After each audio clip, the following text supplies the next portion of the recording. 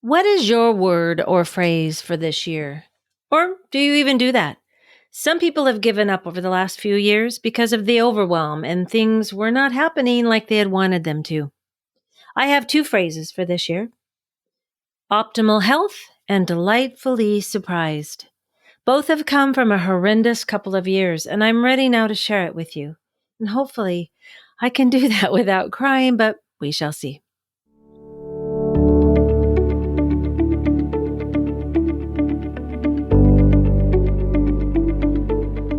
Hi, I'm Brenda Reese, freedom and forgiveness coach, and a person just like you that is learning to navigate life and all of its challenges.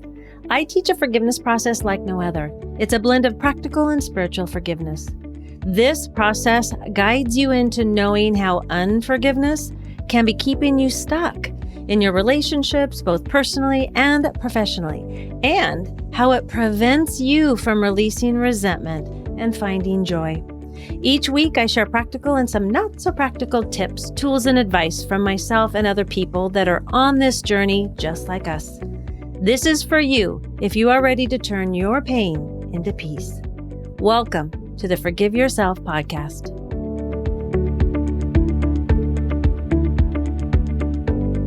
So welcome to the Forgive Yourself podcast. I'm your host, Brenda Reese, and I am really grateful that you are here.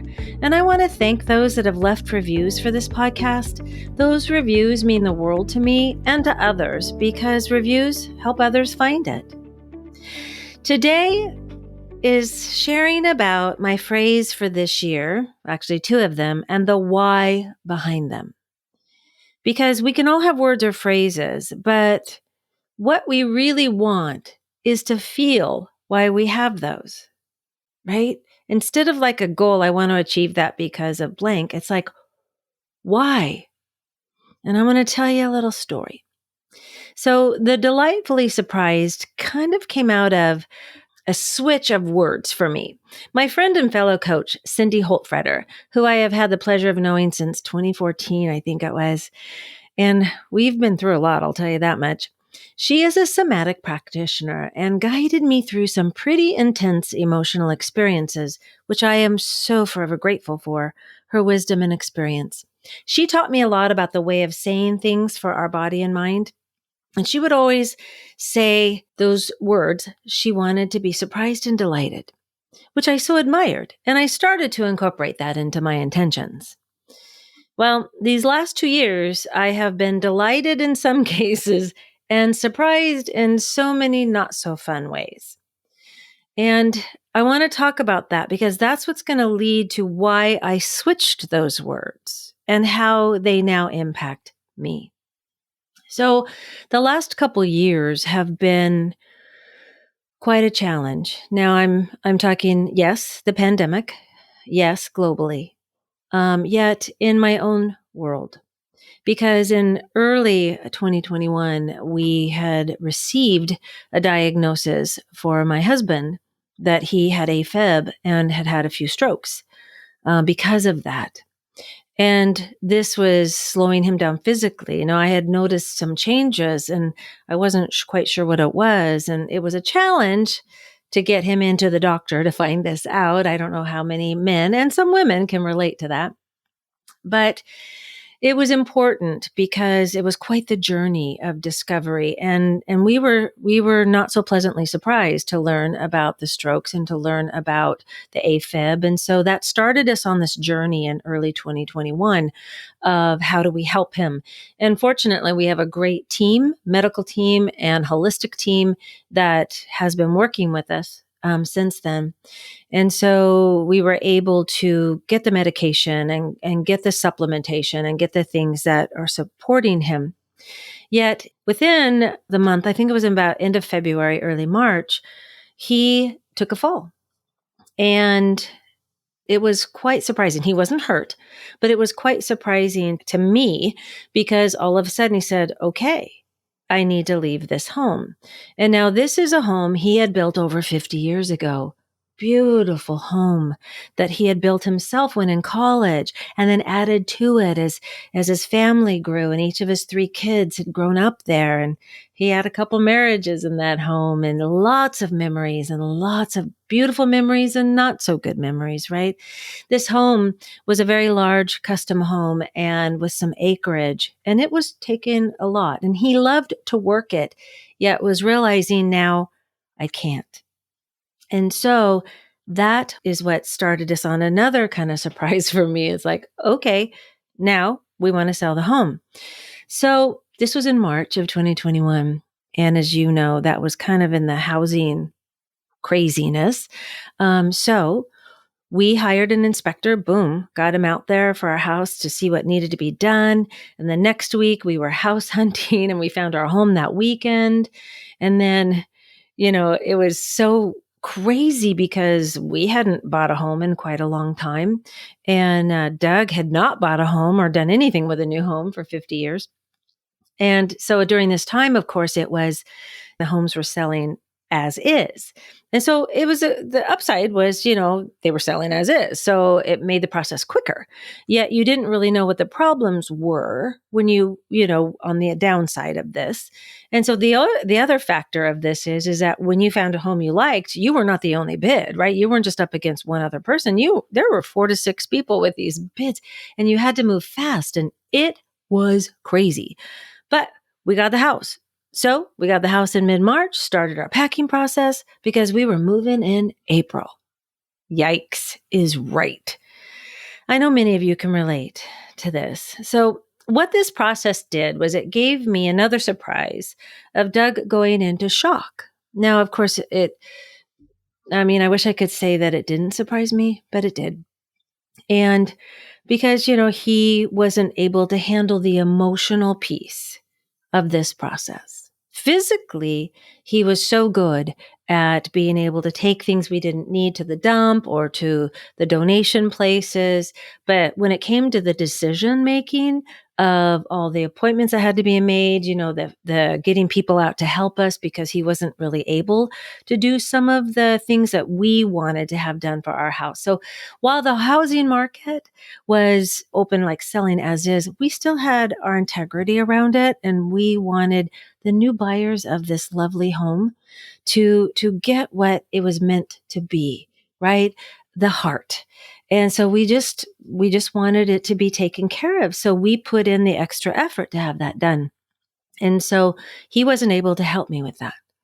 And so it entailed a lot of intensity, as you can imagine, with not only doing that, but also packing up our house. And so along with this, for me, the not so fun surprise was the intensity of the emotion that came up for me of having to do it by myself, of not having a partner to help me with it because he was in shock. And while he was doing his part, I was handling this other part and I was angry.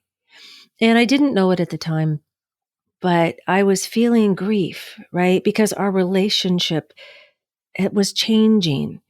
And what I learned later was anticipatory grief. When we anticipate the loss ahead of time when somebody is still with us. And I didn't know that. And so there's lots of stages of grief, right? And I wish they all came in, succession, like step 1, step 2, step 3, step 4, but they don't. And so we can be all over the place coming in and out of them because it is a process.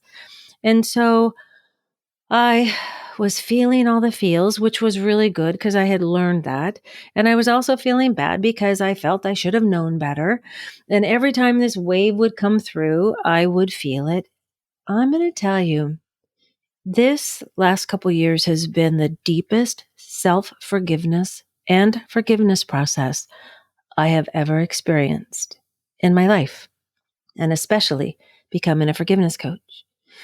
And so in this, I was learning to take care of myself because asking for help was something that I really learned to do during this time. I needed handyman and I asked friends to come help me pack, and which was a godsend. And, Tracy and Leanne came out to help me, and I'm so grateful for them. And, I had my friend Cindy who supported me, even though she didn't live near me. And I had other friends that were helping me through this process. And so it was really a huge learning lesson. So there is like the silver lining in all of our challenges, because I do believe there's a gift in them. But sometimes we can't see it. And I was having a hard time seeing it sometimes. I'm going to be honest with you. It sucked.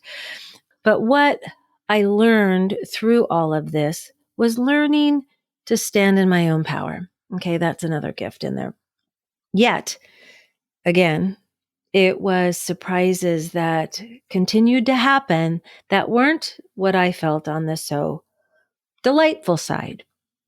So there were things that happened, like the delight of having friends help me, the delight of being able to share with others, the delight of being gifted with certain things, and being able to reach out to people asking for help, and then having wonderful service people come to our home, and those type of things. Yet there were the other side, which I didn't feel was so delightful, the surprises. And as we continued on, we got the move, and then we sold our house the next month, and was going through all of these experiences together. And what I learned as we were going through the process was Doug started changing more.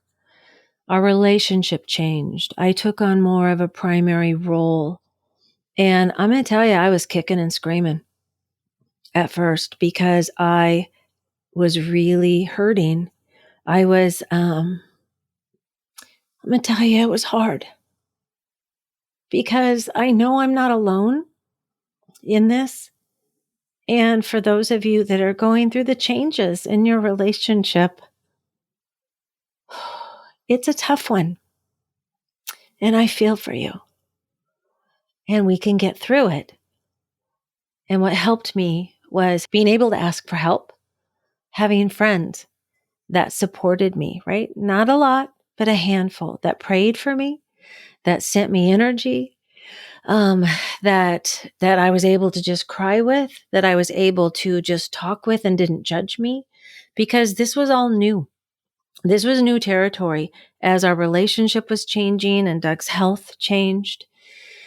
And it's a slow decline, what they talk about, what was happening to his brain, because of the vascular dementia is what they called it, that it's a slow process.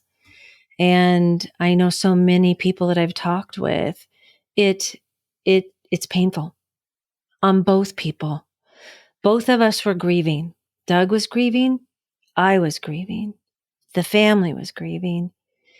And I came in and out, of this grief process. One of the gifts that I got from this was taking the grief educator course with David Kessler, because it helped me to understand what I was going through and how I can help other people through it. And so my journey deepened. My forgiveness journey deepened. My self-acceptance journey deepened. And I kept holding on to these little things, sharing my feelings and my thoughts, allowing myself to be angry, allowing myself to grieve, allowing myself to hurt, because there's no timeline. There's no timeline in grief. There's no timeline in a relationship changing. And this doesn't have to be necessarily a health challenge. This can be, where you're healing from betrayal. You're healing from growing apart and not knowing how to come back together. We're healing of having different ages, right? Of having different interests and not knowing how to come back together. And that's one of the things that I worked hard on, was making sure that we were staying in communication to the best of our ability and being able to support him however I could.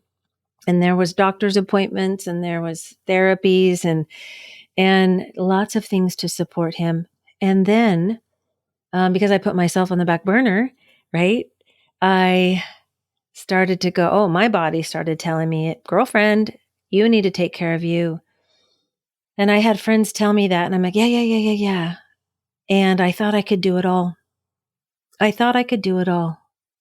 And that was a little fantasy thinking.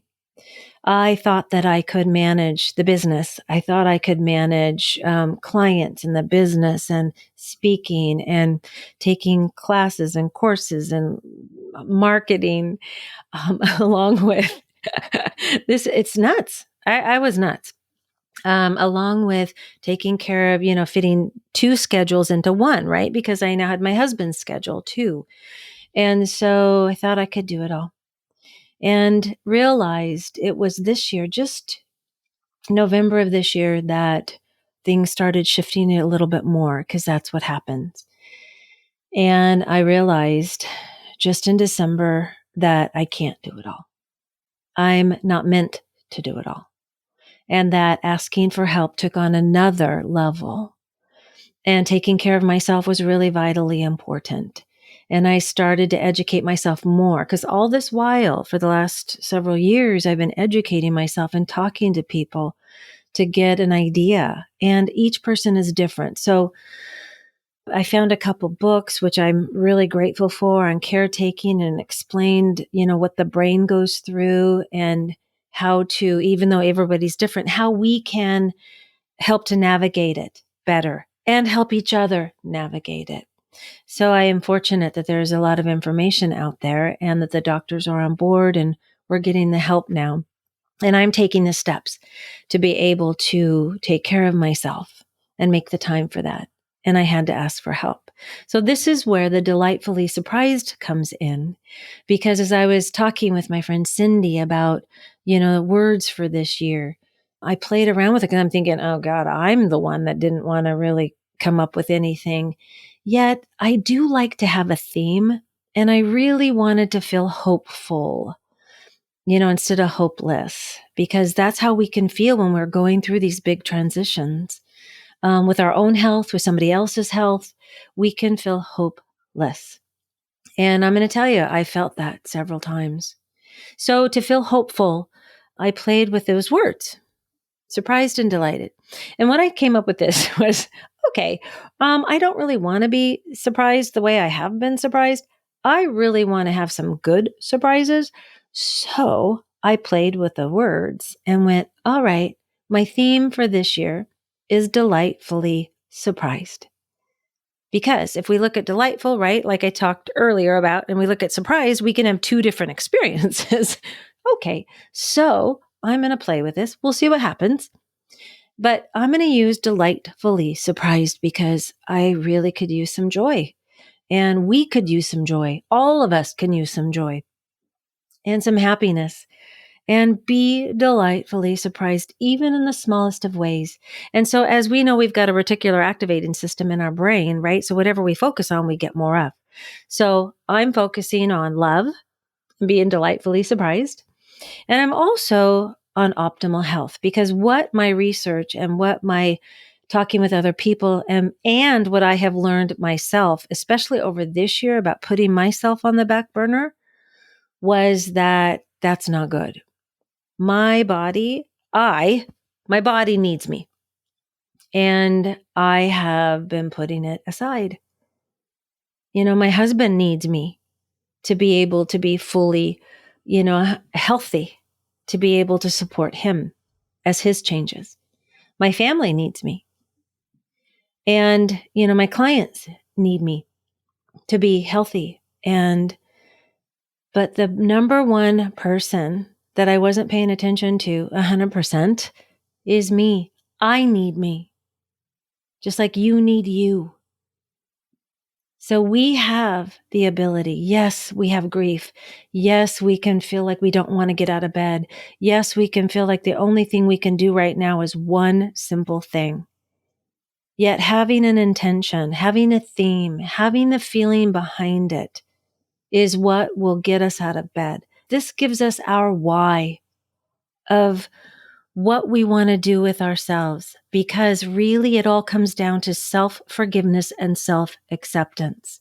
It's not my husband's fault that the things are happening that they are. It's not my fault. And I am going to make mistakes, and I get to forgive myself, and I get to accept myself that this is a brand new experience, just like we're all going into and have been for these last few years, with more to come. So be easy on you. Ask yourself the why behind what you are doing for yourself. How do you want to feel moving forward? How do you want your life to look like, but mainly feel like? Support yourself, ask for help, and get educated, because our heart and our mind need to work together more than any other time in our lives. And if I can support you at all, please reach out. Thank you for listening.